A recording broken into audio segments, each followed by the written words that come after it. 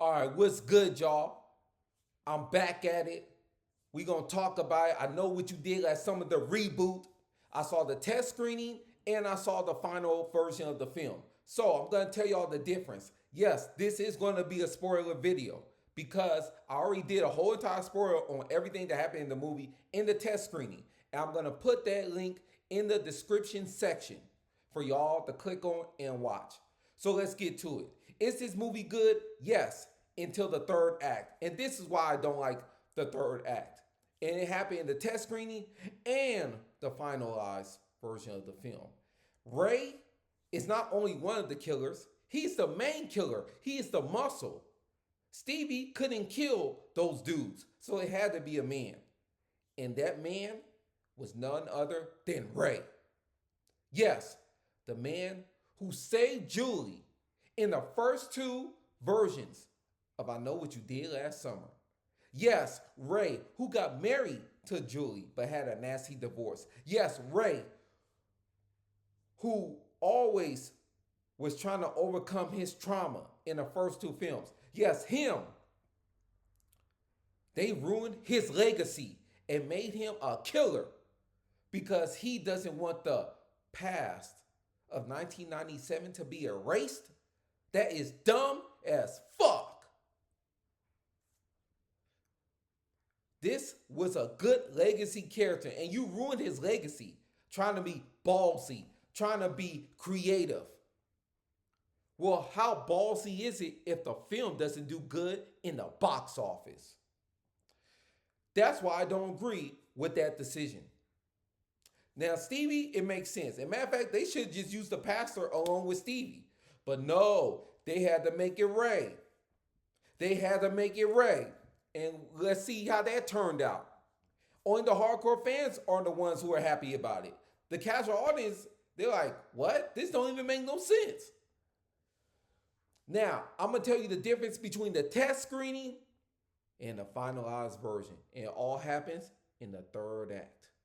So, Danica in the test screening, she's dead. She gets hooked, thrown off the boat, and she's gone. Finito.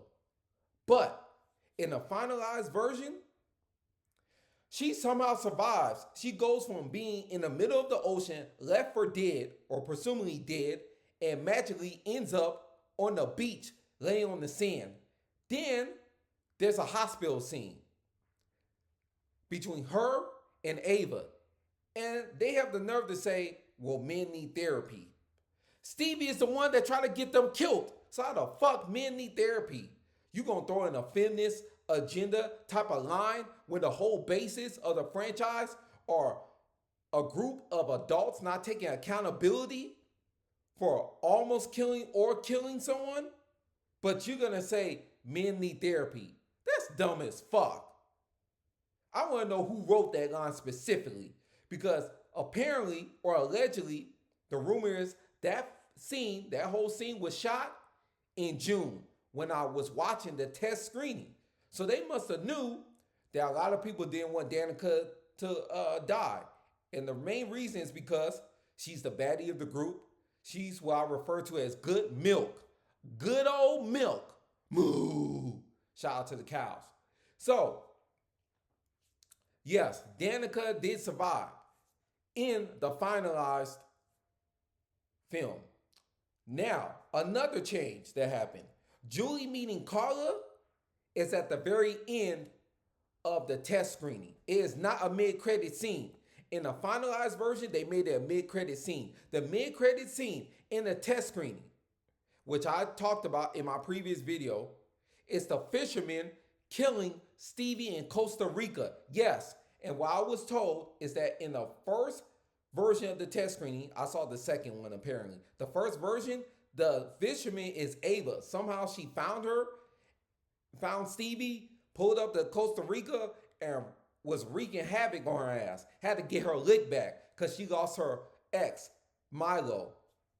So she wanted to get her lick back. That's what I was told. So they cut that out. So because of this finalized version of the film, Stevie is alive. She just got away. If they don't do a sequel, if somehow they don't make enough money to do a sequel, then Stevie just got away, which never happened. The killer doesn't get away, and I know what you did last summer. Go figure. So they were planning on making a sequel with Julie, Carla, and now they're gonna have Ava and Danica help them out. Somehow, someway, it's gonna happen. This is basically they're basically gonna do a full-fledged version of the third act of Scream 5, where you had the two sisters, and then you had the two original ladies from the Scream franchise get together to take out the killer or killers. But y'all say, oh, well, this film is more ballsy than Scream, but it's not doing well in the box office. So how ballsy is that? I like majority of the film. Like I said, I just don't like the third act. It's stupid. It's illogical as fuck.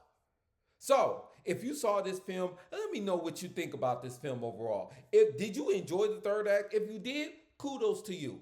The third act was not for me, but majority of the film is for me, which is why I have no issue watching the film. When it comes out on, it'll come out on Netflix, most likely. But when it does, I'll watch it on there. I don't have no issue with it as far as that is concerned. But the third act is not good to me. And they should have really thought carefully about the third act. But let me know what you think about the film overall. And if you have not watched my test screening film, where I do the whole entire spoilers, because I saw the film in June, I'm going to have it once again in the description section. Thank you for watching. Salute.